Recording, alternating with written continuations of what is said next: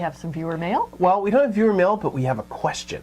So the question is just as good as viewer mail. If you want to send viewer mail in, send it to Doug@riskandrewardtv.org, and I will try to answer your questions. Okay, here we go. I never timed the market right, but I constantly think to myself, when I see things going up, I knew that was going to happen. Oh, I always think that. Oh, what's going on with me? What's going on with you? Well, the easy answer to what's going on with you is you're human. Research shows that a condition called hindsight bias is prevalent, and most people believe that they are a little bit better at predicting things than they actually are. So it's important to remember that when you think of something that, oh, I knew that if you didn't write it down or you didn't actually make an investment or a bet on it, that you're only thinking when you're right.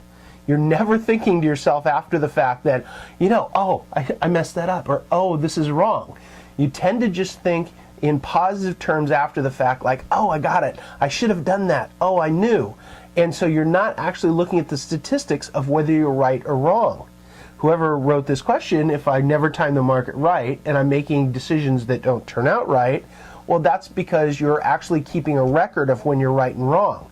When you feel it emotionally and you just hear something, oh, I think silver's going to go up, and then it does, well, you're just emotionally... I knew it. I knew it. Well, but you're not keeping a record of that to see if you're right or wrong. You just feel like you're right a lot of the time.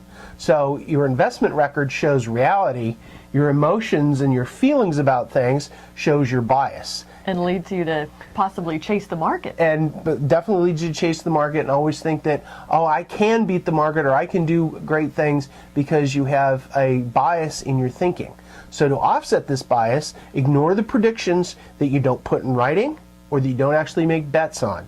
So if you have a prediction, you think that, I think the market's going to go up, or I think, something's going to happen. Well, to find out if you're really good at predicting the future, which is what you should be doing, is looking forward in the future, write it down.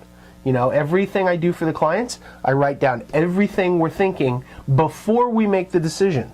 So I have a record of was I right or wrong and why I was right or wrong, as opposed to, oh, I knew that would happen. And I just dismiss everything that I knew would happen. Didn't matter. Either I wrote it down or I didn't, and if I didn't, then I didn't really have much conviction in it. Well, that's one of the reasons why we talk about rear view mirror a lot. Exactly. The rear view mirror is important because you see the rear view mirror and you go, oh, I knew that was going to happen, and then you try to project it forward, and of course that's when you drive your car off the cliff. Right. That doesn't always work. That's right. And what's the takeaway? So the takeaway is, if you don't have enough conviction to do either writing it down or actually making an investment, then you really weren't convinced that you were right in the first place. So don't delude yourself after the fact into thinking what you saw was a sure thing.